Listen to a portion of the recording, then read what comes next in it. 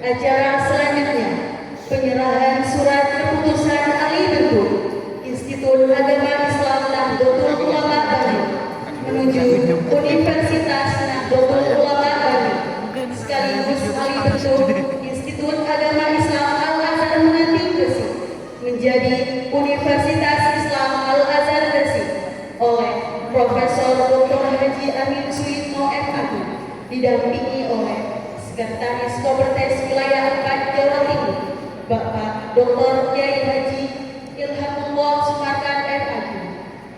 Disilahkan.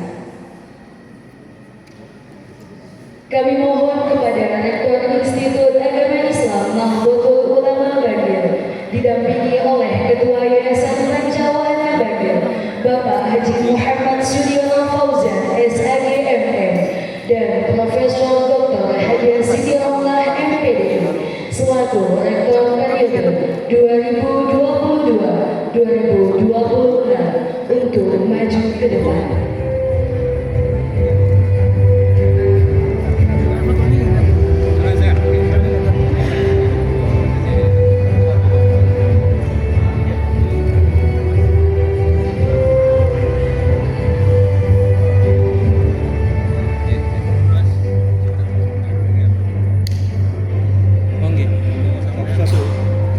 Selanjutnya kami mohon kepada Rektor Institut Agama Islam Menganti Gresik. Satu-satu aja. Oke.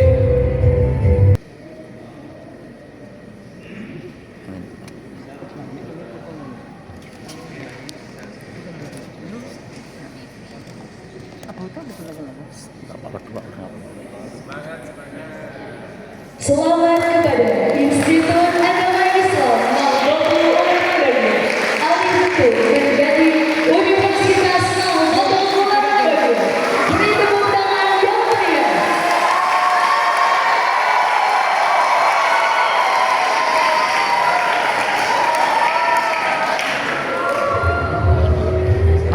Selanjutnya kami mohon kepada Rektor Institut Agama Islam Menganti Gresik untuk maju ke depan.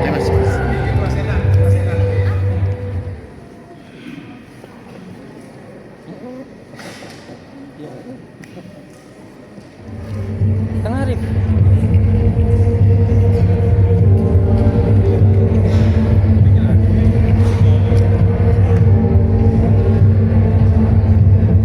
Kami ucapkan selamat kepada Institut Agama Islam Al-Azhar Menganti Gresik, alih bentuk menjadi Universitas Islam Al-Azhar Gresik.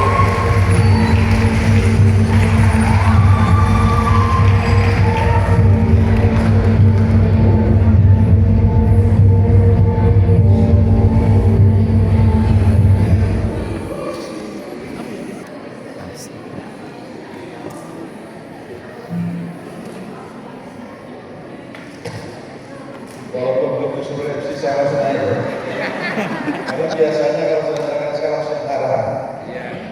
Assalamualaikum warahmatullahi wabarakatuh.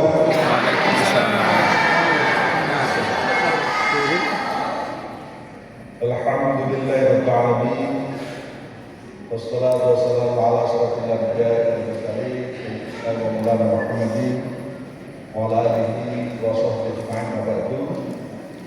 Yang saya hormati Yang Mukarram Rais Surya KJN Bangir Haji Ahmad Junaidi Soleh. Beliau ini luar biasa untuk kegiatan sekolah sekolah ya. Tapi sangat memberikan dukungan yang sangat kuat pada Universitas Nahdlatul Ulama Bangir yang baru saja kita serahkan naskahnya. Tentu ini menjadi contoh bagi KJN Indonesia. Yang saya hormati juga Ketua Tanfid Bapak Dr. Haji Edi Supriyanto. Beliau adalah yang mendampingi Pak Surya. Yang saya hormati Ketua Yayasan Pancawahana yang tadi menyampaikan sambutannya Bapak Haji Muhammad Sudiono Fauzan. Tidak sufi harus maju. Iya. Karena kebiasaannya sufi. Sudiono. Yang saya hormati Pak Dr. Haji Ilhamullah. Samarkan. Dia ini bukan sekretaris tapi faktor. Tapi kalau ada disebut koper, sekretaris, koper kais. Makanya biasanya kelas tidak mau jadi sekretaris, sekarang jadi wakil koordinator. Yang juga saya hormati terutama Bu Rektor, Bu Dr. Hajah Minhah Maksumiyah MPD. Ini yang jadi rektor baru berapa hari? 1 hari langsung dapat umum. Luar biasa. Juga bersama saya Pak Kamet Pemkab, Pak Dr. Sudion MPD, masih Pak Jono. Yang saya hormati juga ada hadir Pak Dr. Fauzi, Wakil Pasca Sarjana Gawat. Juga tadi bersama kita Pak Dr. Imam Bahrozi, Rektor Universitas Islam Al-Azhar Gresik, bersama kita dalam tugas akademikanya. Para pimpinan perguruan tinggi yang hadir, baik dari Universitas Sudarta, Tai alias ini dan semua yang tamu undangan yang berbahagia. Tentu para pejabat pimpinan itu, masuk Profesor Ramlah yang sudah menyerahkan estafet kepemimpinannya kepada Bu Rektor yang baru. Ramlah ini baru dapat tim besar, masalah bulan November dia juga hukum. Kita sudah bukukan besar. Ini pertama di PTKS yang dari Jawa Timur ya? Atau ada yang lain? Jadi saya provokasi dari Jawa, kapan profesor di Jawa, kapan profesor di Tasik. Karena indikator kampus itu salah satunya adalah tertinggi dosennya di bidang akademik harus profesor. Dan itu akan berdampak bagi reputasi kampus. Kami tentu saja mendorong dan memberikan fasilitasi. Kalau tadi kita juga laksanakan kompetensi para calon besar, jumlah cukup banyak, di atas 50 orang, dan di antara mereka juga banyak sekali dari PTKS. Mudah-mudahan ini berdampak terutama bagi kampus-kampus yang ada di Jawa Timur. Dan tentu adanya para mahasiswa, hidup mahasiswa. PR-nya tadi berat ya, mahasiswa 1 orang harus bawa. Berarti kan kalian itu pertama harus cari teman. Kalau cowok-cowok cari pacar, 5 langsung 5. Kasih PHP, PHP-nya masuk di sini. Panggil. Pertanyaannya apa bedanya masuk panggil dengan yang lain-lain? Ini ada paket apa? Paket aswaja. Kalian tidak ada. Paket al-sunnah wal jamaah. Yang lebih penting dari aswaja itu sebenarnya kalau berbeda aswaja, wahai aswaja. Aswaja itu asal wajah-wajah saja. Wajar apanya? Kita boleh maju semaju-majunya, tapi tidak boleh meninggalkan apa yang disebut dengan puros. Tradisi NU yang paling kuat itu puros yang mungkin tidak banyak dimiliki oleh ormas-ormas yang lain. Puros itu berikan pemahaman pada kita semua, ada kita kayak semuanya memahami secara utuh. Kenapa sih di NU begitu kuat tradisinya menjaga puros? Warisan puros itulah yang merupakan hakikatnya NU ini bisa bertahan sampai 1 abad lebih. Yang sering menggunakan kaidah al-hafadzatu ala qadim shalih wal akhdu bil jadidin. Tolong kaidah ini jangan dipakai oleh Pak Imamullah. Kalau kiai boleh perawat yang lama ambil yang baru yang lebih baik. Ini Pak Imamullah kayaknya menginspirasi kaidah ini. Ini hanya cocok untuk kepentingan puros. Kepentingan bagaimana kayak tadi saya respect dengan sambutannya direktur baru, tidak melupakan rektor yang lama. Kamu apa terus? Tidak boleh kita ini, anak-anak gengsi terutama. Kalian tuh generasi yang lahir di semua serba mudah, serba instan. era digital. Ini kami adalah era-era kelompok golongan yang mungkin dikenal golongan tentang mesin gratis, mesin jahit apa golongan? Ya, itu. Mesin jahit apa? Sikel. Masih dodongi sendiri. Tapi kami generasi yang tahan banting, generasi yang tanggung susah, generasi yang terbiasa dengan jatuh bangun. Kami generasi kolonial, tapi kami mengerti tentang kebutuhan generasi ini. Kami generasi tua, tapi paham dan kebutuhan generasi ini. Anak-anakku, kalian generasi muda yang ditakdir Allah menjadi generasi digital, generasi Gen Z, tantangannya lebih tidak mudah karena Gen Z itu cirinya semuanya pengen serba cepat. Jadi udah benar nih, berolah. Rektornya juga rektor yang walaupun tidak generasi Z, tidaknya usianya terlalu jauh. Agar mereka saling memahami, tafakumnya menjadi bagus. Bayangkan kalau rektornya usia Pak Ilhamullah, pasti nggak nyambung kebutuhannya generasi Z. Ini berarti gurunya Kamil ini kerusakannya udah keren. Sudah lebih mengedepankan nilai-nilai kemajuan, nilai-nilai wal-abdu bil jadidil as-saini. Ini kelebihannya itu, maka saya sebut lurus. Yang lama tetap dirawat, tradisi yang lama tetap dirawat. Kehebatan para kiai, kehebatan syuriah tetap dirawat. Karena mereka ada orang-orang yang hebat yang menjadi fondasinya kita. Tapi kita tidak alergi dengan kemajuan.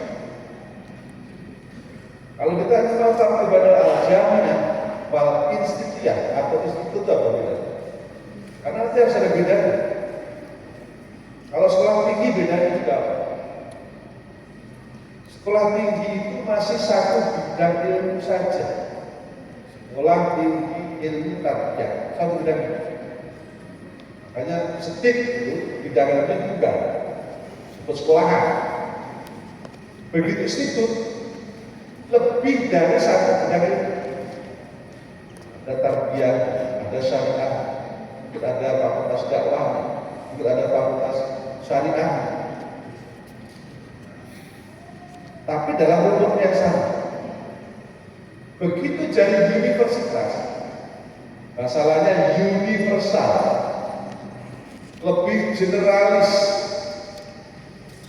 sehingga kajian di universitas ini sudah lebih luas. Tidak hanya fakultas di bidang fakultas di syariah, tarbiyah, dakwah, kamu sudah harus berani keluar dari tantangannya berada di sana. Harus sudah berani bicara tentang sosial human. Pasti pertanyaannya dosennya ada atau enggak? Ya. Kalau nggak ada dosennya nggak ada juga problem kita. Walaupun problem itu juga banyak. Karena itu tahun ini kalau saya sampaikan kemarin ada sekali. Saya sudah tentang Direktur Fikis, kita akan melakukan perluasan prodi.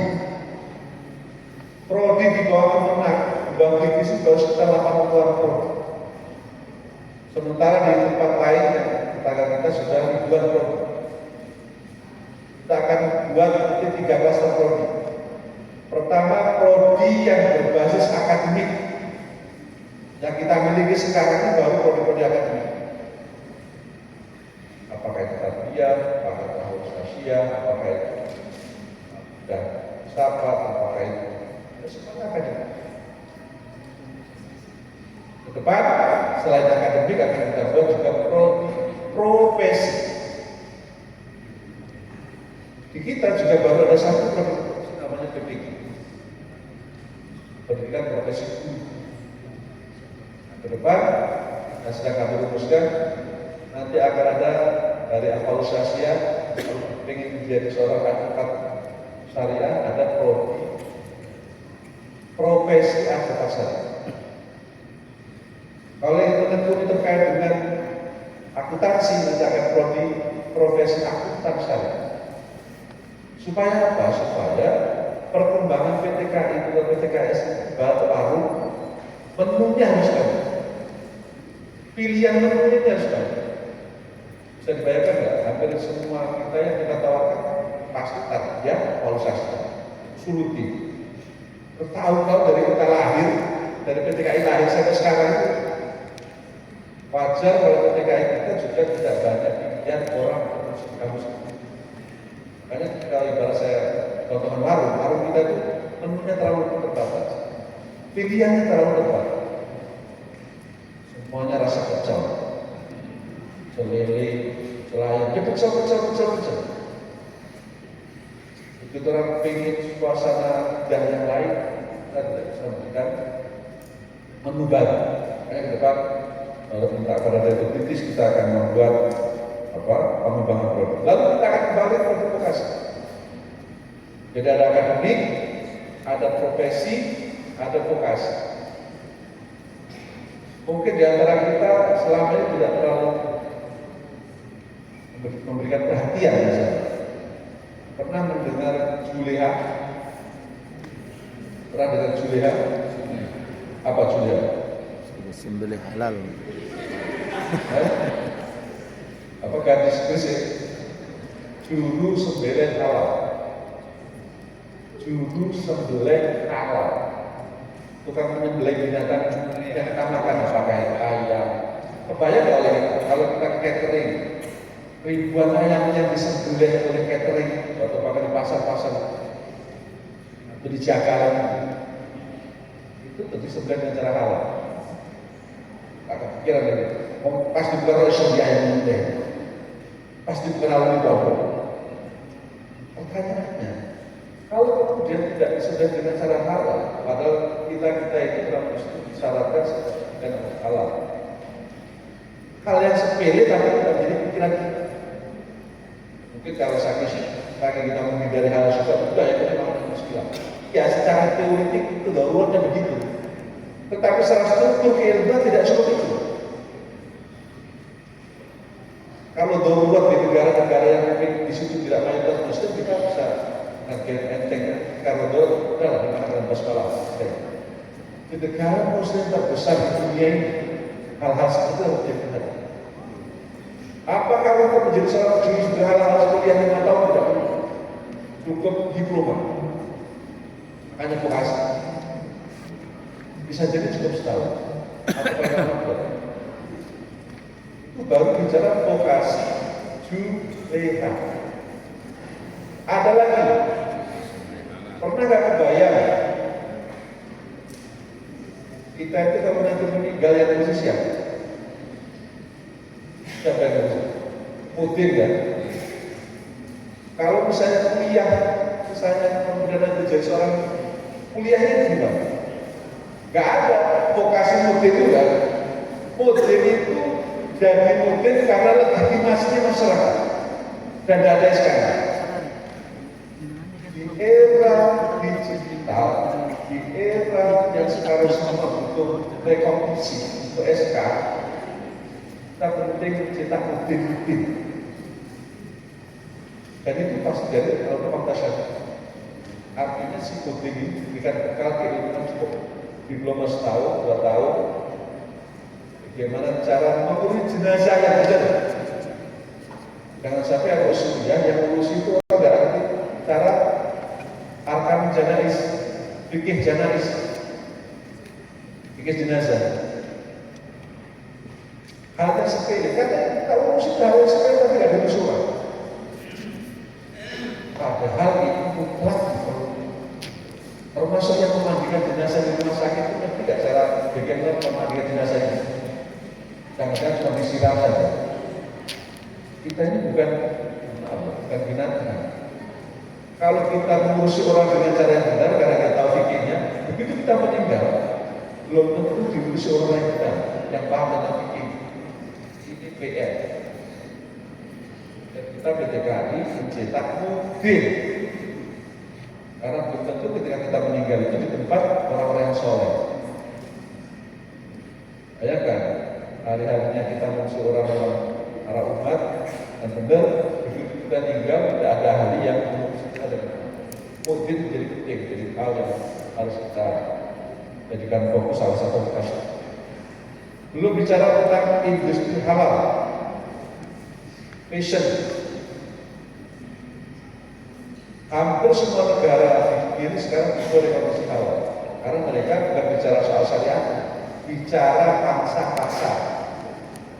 Mengapa? Karena termasuk kosmetik. Jadi ada sekalian yang ada pakai kosmetik. Ada tahu bahannya dari apa? Dan tidak pernah kepikiran pakai skincare, pakai lipstick, pakai pupur. Kalau pupurnya rombongan berasnya berulang, pupur pipa. Bahkan ada jagung. Sekarang dengan berbagai macam materi, karena kebutuhannya menjadi sangat mahal, saya dia cari nggak tahu. Misalnya alhamdulillah dari unsur itu yang berbentuk halal. Jadi kita yang bicara tentang industri halal, cukup vokasi. Pakai yang jangan kira semuanya baik-baik saja. Jadi kalau orang muslim sudah bicara industri halal, ekosistem mana? Dari mulai menyangkut makanan, pakaian, termasuk juga yang dipakai. Nah ini yang belum diurus dari produk-produk yang partisipasi. Hanya lahirnya kampus-kampus terutama yang tadi saya sampaikan berbentuk universitas, ini akan kita berikan kesempatan seluas-luasnya. Nanti akan juga diberikan ruang agar mengembangkan produk lewat justifikasi yang sekarang rumuskan sebagai produk baru. Ada yang akademik, ada yang profesi, dan juga yang terakhir ada yang vokasi. Bapak sekalian, kampus apapun namanya, akreditasi itu sebuah kewajiban. Sekarang saya sedang menghitung, meskipun saya tidak mengatakan ini sebagai sebuah janji. Apa ke depan misalnya prodi-prodi yang dengan secara tertentu bisa dibiayai oleh negara. Tapi sekali lagi ini bukan prihatin. Kalau selama ini kan kawan seperti KIS terbebani harus membayar akreditasi dengan angka yang cukup besar. Mungkin kalau kayak kampus umum ini aman karena mahasiswa di atas 1.000. Kampus dakwah aman karena di atas 1.000. Kampus jenengan itu juga aman di atas 1.000. Kampus-kampus yang mahasiswa di bawah 1.000 reakreditasi itu menjadi persoalan. Apalagi yang mahasiswa cuma 200. Nah, mungkin ke depan yang akan menuntaskan afirmasi yang afirmatif untuk memberikan semacam syafaat maliyah bagi produk-produk yang masih. Tapi tidak mustahil juga memberikan apresiasi kalau tadi afirmasi terhadap produk-produk yang rata-rata unggul. Yang rata-rata unggul juga kita berikan penghargaan, yaitu dengan memberikan insentif akreditasi. Tapi sekali lagi masih kita hitung kebutuhannya. Jangan dulu dianggap sebagai sebuah Pak Dirjen sudah jadi belum. Ini baru menjanjikan itu. Kalau itu sudah sesuai dengan ketersediaan anggaran, baru tidak akan ada cukup. Doakan saja para kiai, para masyayikh, para keluarga besar, Bangil dan KHD dari Jawa, kita sedang berpikir keras agar semua pendidikan Indonesia tidak terkecuali termasuk pendidikan yang dilakukan pesantren, DKI, karena kita sedang berjuang di berbagai ini ya. Kemarin meninggal kami di saya sedang berjuang di madrasah, Pak Ustadz pondok pesantren yang mengajar di madrasah berbagai penting yang kita berjuang. Karena kita tidak ingin di bangsa masih ada ya, hal-hal yang menurut kita. Yang terakhir, khusus Guru Bangil saya doakan dengan diserahkannya SKH ini menjadi tonggak sejarah. Masyarakat akan semakin punya ekspektasi yang tinggi, terutama para mahasiswa ini dulu sudah mendapatkan menjadi universitas. Salah satu kelemahan kita itu kalau belum dapat biasanya berjuangnya ngoyong, motor, semangat. Gak usah jauh-jauh, kayak mau mendapatkan istrinya segala cara dilakukan. Begitu dapat, biarkan dari musik. Gak tahu kalau Pak Fauzi. Nah biasanya kita itu pengen jadi institut, Moyo, pokoknya kalau ketemu dirjen, Pak gimana cara jadi situ? Sudah jadi situ, Pak gimana cara jadi situ? Sudah dapat semuanya. Biasanya ada kecenderungan karena harus oleh kabeh misalnya tak kali deh kerjakan urus itu. Tendensi begini ini menjadi pintu awal kelemahan seharusnya. Justru sebaiknya seharusnya kita selalu on fire. Anak-anak sudah bilang sekarang harus lebih menyala. Kalau kemudian semakin hidup, apalagi tidak semangat karena merasa sudah tercapai cita-citanya, itulah awal dari kemunduran, awal dari kehancuran. Pesan saya, makin kita sudah berada pada puncaknya, terutama jadi universitas, maka saya minta para pengelola, para dekannya, ketua lembaganya, dan rektor makin meningkatkan semangatannya, tensinya, dan karena kampus di daerah ini banyak sekali ya, kita tentu bukan konteks kompetisi. Kita bisa berkolaborasi, kita bisa bersinergi. Kalau perlu, Eropa dan maksudnya buat double degree dengan Jawa. Misalnya di sini prodinya bahasa Arab. Mahasiswa sana udah di sini, mahasiswa sini udah di sana. Jadi mahasiswanya mendapatkan 2 gelar sekaligus.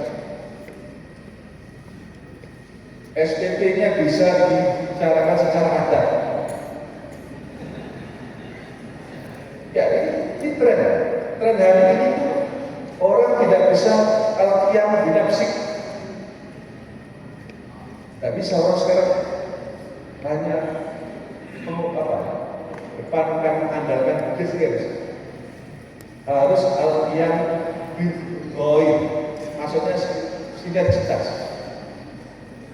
Saya kampus kedua aja udah saya dorong, PKN wajib double degree di kampus yang lain. Swasta mungkin lebih aman, sama-sama swasta. Kalau bisa dari negeri bagus. Tujuannya apa? Mahasiswanya bisa berpisah. Mahasiswa dia mahasiswa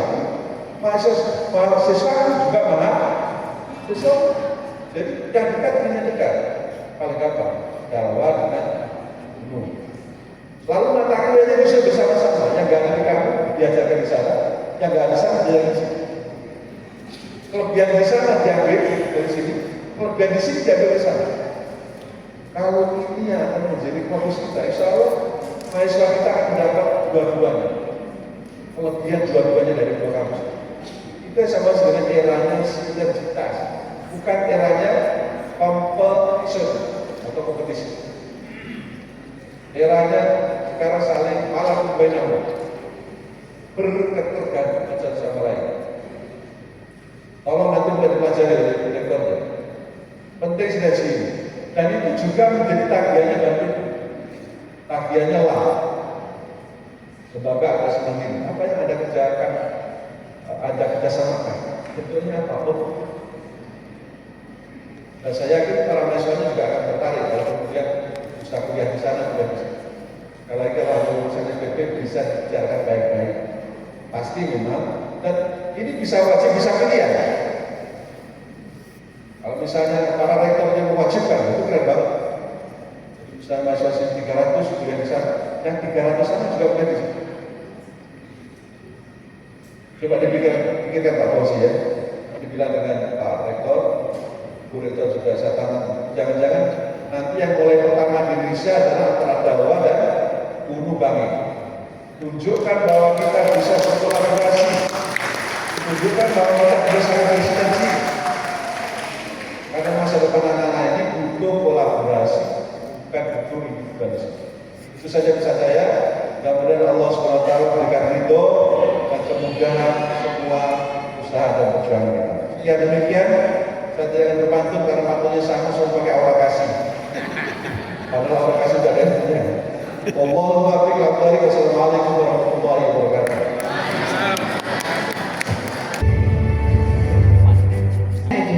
Kami